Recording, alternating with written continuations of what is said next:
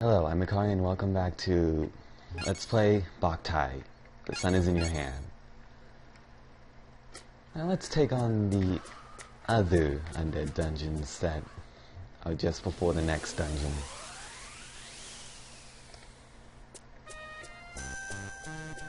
I believe, no, wait, that's one of the other ones. Just gonna distract these guys. Hey there.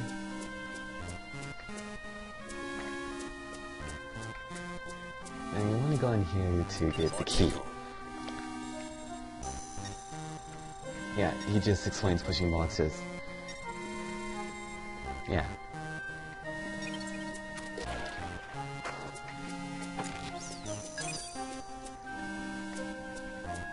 There are also chests around here, but you have to sneak around to get them.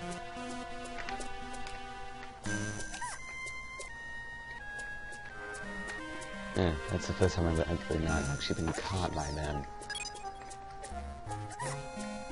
You saw nothing. Just another life fruit.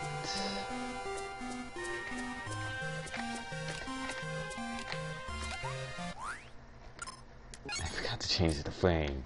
Wow. That's embarrassing.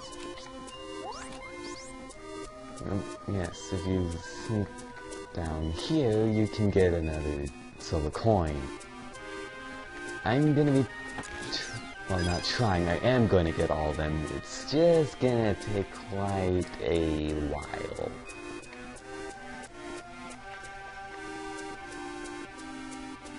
Look at this chest here.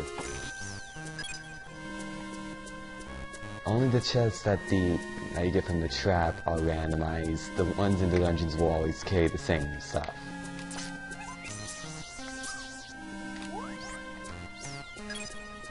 And that's it for this dungeon. Of course, since it's one of the first, it's the first real boss of the Undead Dungeons, the sword. You can attack this, but there is a different way to beat it. Wait for it to teleport, and it will summon these knives. Hit them back to cause damage.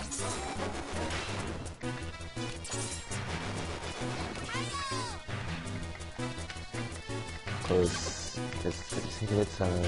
yeah, you can also just attack it itself. Yeah, you might want to stand away when it starts rotating copies of itself.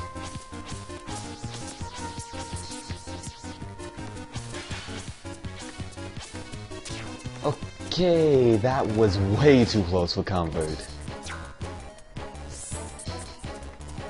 Yes, I get your point. You want to kill me. And this one also gives you something else. Seriously? How fast you have to do it to get an ass? Okay, this gives you your first actual lens. The lenses change the attribute of the gun itself. The star lens increases how fast I forget what it's called, but that green thing that was seen in the first dungeon. And there's a choice in the path here. You can go to whichever one you want, but I'm going to do both. I believe it's this way first I want to go. Yes. This introduces a new enemy, the Golem. We're eventually going to get other new lenses. I'll talk about those later. These guys will try and roll at you, which causes quite some funny moments. Well, when they see you, or yeah. Yeah, puddles also appear, and there is a way to kind of get rid of them, but I do not know how that mechanic works. Oh, slow down.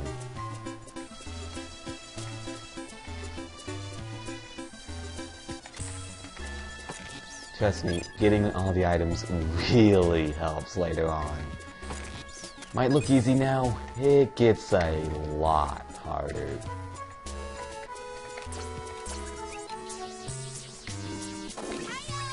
There are also enemies that have elemental properties to them, but they won't become prevalent until later on.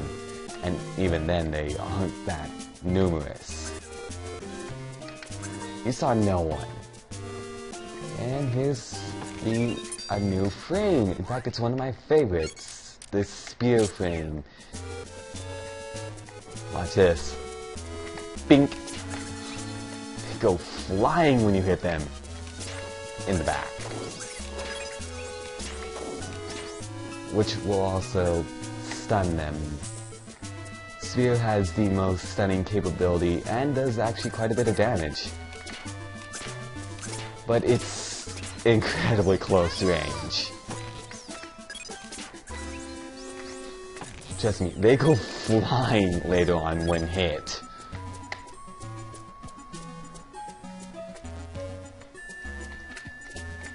Ah, got caught again. I really want to go this way to get a chest. Also invisible chests, but they aren't that prevalent, thankfully, since there's so few ways to actually find them. Now there's an other path, but I can't get to it from here, so I'll get to it later.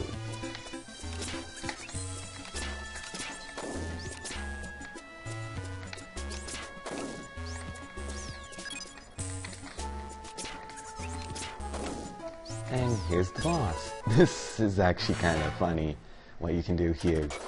See those puddles? They react to you stepping in them. What happens when you do so? And with them rolling? They end up crashing into each other. In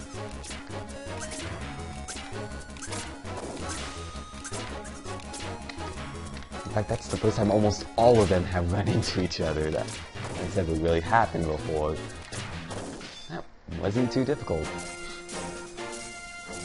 B+. I still honestly don't get how the ranks work with this.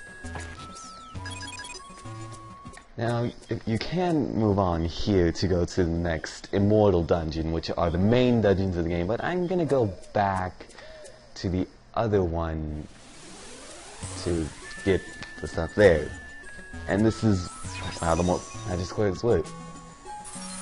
Just step on them, press A, and you're back to the start of the dungeon. Now for the other Undead Dungeon. Catacomb. You think that'd be plural? This also introduces a new enemy. Ones that are blind, yet can somehow find you, but will follow your footsteps straight to you. They're kind of funny considering what they do. Since they are mummies, they are flammable. They run around and will actually set each other on fire, killing each other. It's actually pretty hilarious. I'll show it off at the end of this dungeon. That was a little close for comfort. They also spit out bombs which can cause them to be caught on fire. Not the brightest one, enemies.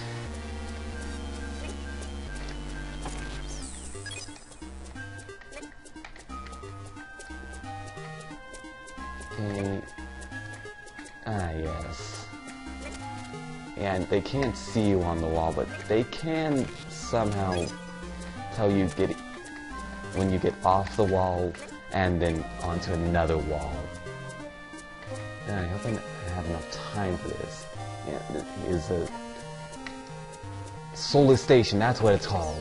There's a silver coin hidden in an invisible chest.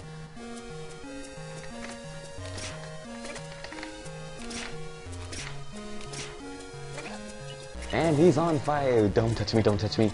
Since you can also be caught on fire too. Eventually it just, well, sometimes it will just wear off before they die and explode, which will also set other mummies on fire. And here's another frame. Yeah, Konami, subtle. The Beat Mania frame. This is just to distract enemies and make them go where you want.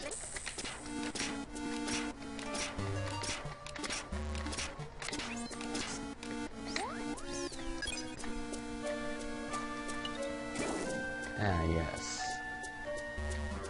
This is the last chest in this dungeon. Oh, and them exploding, when they do explode, will also damage you, and in this room, bombs will try and drop on your head, like so. Let's distract they're not zombies, they're mummies. And I'm just gonna ignore all these jokes. Eee! Way too close on that bomb. Okay, just gonna finish this up. Of course, the trap is mummies. You can use the bombs to get rid of them here. Oh, here.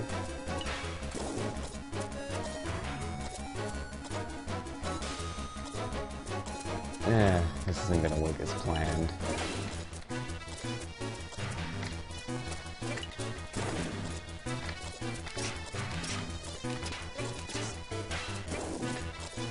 I think they explode whenever they get... No, if they were even caught on fire once. And them exploding will cause damage to you. It's really annoying at times. Oh, and you can also kick the bombs around. Yeah, have fun with those. And this one's running a little long. I have to split it up. Okay, that's it. Hey. Okay.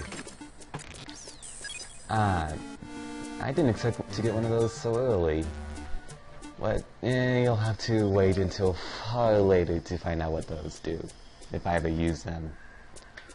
And here's where the next Immortal Dungeon is, but I'll do that later. Thank you for watching. I've been MicharionAQ. Goodbye.